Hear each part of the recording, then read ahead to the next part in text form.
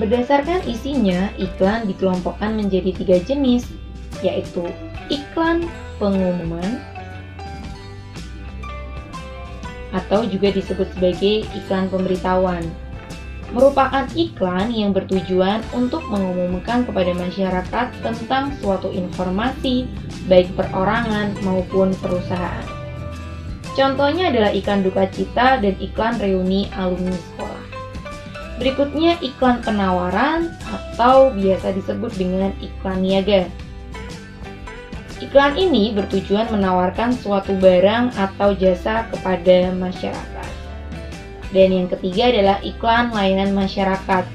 Merupakan iklan yang bertujuan meningkatkan kepedulian masyarakat terhadap masalah yang dihadapi. Berikutnya kita bahas materi pembelajaran IPS tentang ketampakan alam. Permukaan bumi tidak rata dan halus seperti permukaan bola. Permukaan bumi penuh dengan gelombang naik dan turun, besar dan kecil yang membentuk ketampakan alam. Ketampakan alam atau bentang alam adalah segala sesuatu yang terbentuk melalui peristiwa alam. Ketampakan alam dapat dilihat pada permukaan bumi yang meliputi ketampakan wilayah daratan dan ketampakan wilayah perairan. Mari kita bahas satu persatu.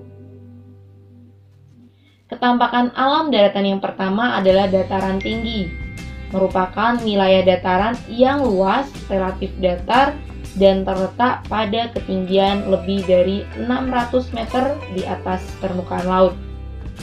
Biasa dimanfaatkan sebagai perkebunan.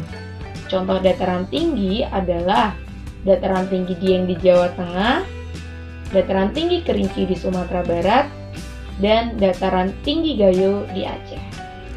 Berikutnya, dataran rendah. Dataran rendah adalah dataran yang relatif datar, luas, dan memiliki ketinggian kurang dari 200 meter di atas permukaan laut. Biasa dimanfaatkan sebagai lahan pertanian, industri, dan pemukiman penduduk. Contoh dataran rendah adalah dataran rendah di Madiun, Jawa Timur, dan dataran rendah Palembang di Sumatera Selatan. Ketiga adalah pegunungan. Merupakan rangkaian gunung yang saling menyambung satu sama lain, tinggi, luas, dan memanjang mencapai 700 meter di atas permukaan laut. Biasa dimanfaatkan sebagai tempat istirahat dan berwisata alam. Contoh pegunungan adalah pegunungan Schwener di perbatasan Kalimantan Tengah dan Kalimantan Barat. Berikutnya adalah gunung, merupakan bagian yang menonjol di bumi, biasanya tingginya lebih dari 600 mdpl. Gunung dimanfaatkan sebagai pengatur iklim, penyimpan air, dan tempat wisata. Contoh gunung berapi adalah Gunung Merapi, Gunung Krakatau, dan Gunung Sinabung. Berikutnya yang kedua adalah ketampakan alam wilayah perairan. Yang pertama adalah danau. Danau merupakan cekungan di darat yang sangat luas dan digenangi oleh air dan dikelilingi oleh daratan. Danau biasa dimanfaatkan sebagai tempat memelihara ikan, olahraga, dan objek wisata. Contoh danau adalah Danau Toba di Sumatera Utara, Danau Poso di Sulawesi Tengah, dan Danau Sentani di Papua.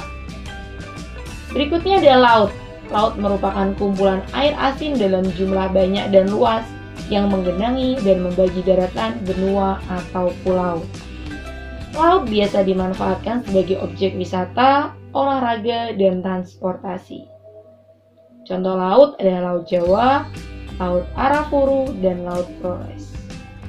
Berikutnya yang ketiga adalah rawa.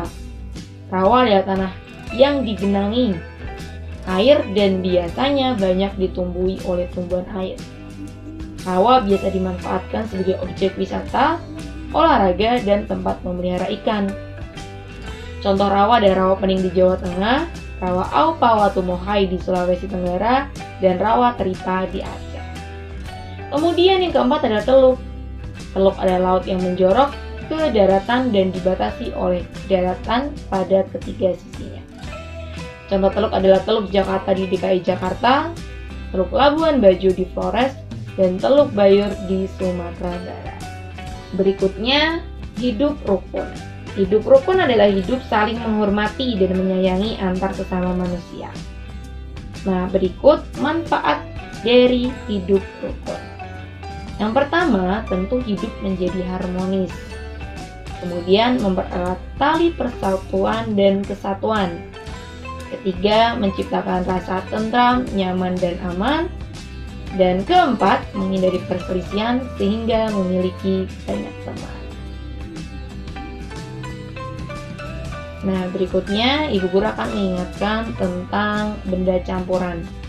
Nah, kalian bisa lihat di atas ada 3 gambar, mulai dari emas putih, emas murni 24 karat, dan emas 22 karat. Anak-anak, emas murni yang memiliki kadar 24 karat itu termasuk contoh zat tunggal. Sedangkan emas putih termasuk zat campuran karena emas putih merupakan campuran antara emas, tembaga, dan perak. Yang ketiga adalah emas yang memiliki kadar 22 karat, juga termasuk zat campuran anak-anak. Karena emas 22 karat merupakan campuran antara emas dan tembaga. Nah, supaya kalian lebih ingat lagi, Bu Asna akan gambarkan menggunakan bagan. Ya, yang kemarin kita bahas adalah materi anak-anak. Sesuatu yang ada di sekitar kita itu disebut materi. Nah, materi dibedakan menjadi 2, zat tunggal dan zat campuran. Zat tunggal masih dibedakan menjadi 2, yaitu unsur dan senyawa. Sedangkan zat campuran masih dibedakan menjadi 2, yaitu homogen dan heterogen. Unsur merupakan zat tunggal yang tidak dapat dibagi lagi. Senyawa adalah zat tunggal yang terdiri dari beberapa unsur. Campuran homogen adalah campuran yang tercampur secara sempurna. Dan campuran heterogen merupakan campuran yang tercampur secara tidak sempurna. Nah, Ibu Guru ingatkan ya, dengan gambar ada air dan pasir, itu termasuk kecampuran heterogen karena zat penyusunnya tidak tercampur dengan sempurna. Dan air dengan gula itu termasuk kecampuran homogen karena zat penyusunnya tercampur dengan sempurna. Anak-anak, perlu Bu Asna ingatkan, campuran homogen itu juga sering disebut sebagai larutan. Kemudian tangga nada pentatonik. Tangga nada pentatonik atau pentatonic scale adalah tangga nada yang punya 5 nada berbeda. Penggunaannya biasa untuk musik tradisional maupun musik modern. Pentatonik terbagi lagi menjadi 2 jenis, yaitu tangga nada pelok dan tangga nada slendro. Musik dari tangga nada pelok punya karakteristik yang menenangkan dan kesan penghormatan. Tangga nada ini mempunyai 5 nada yang perbedaan jaraknya cukup besar, yaitu do, mi, fa, sol, dan si, atau 1, 3, 4, 5, dan 7. Sedangkan tangga nada slendro mempunyai karakteristik musik yang menyenangkan dan lincah. Tangga nada ini mempunyai 5 nada yang perbedaan jaraknya cukup kecil, yaitu do, re, mi, sol, dan la, atau 1, 2, 3, 5, dan 6. Terakhir, alat musik melodis. Anak-anak, apa itu alat musik melodis? Nah, alat musik melodis adalah alat musik yang digunakan untuk memainkan melodi lagu sesuai dengan tangga nadanya atau alat musik bernada. Contoh alat musik melodis yang pertama adalah recorder. Recorder merupakan alat musik yang dimainkan dengan cara ditiup. Recorder memiliki ciri suara yang lembut. Hasil tiupan recorder rata dan berbunyi tu bukan hu. Dan kemudian contoh alat musik melodis yang kedua adalah pianika. Pianika merupakan alat musik yang dimainkan dengan cara meniup selang peniup dan menekan touch pianika. Nah, itu dia materi kita hari ini. Semoga bermanfaat. Jumpa pada video berikutnya. Wassalamualaikum warahmatullahi wabarakatuh.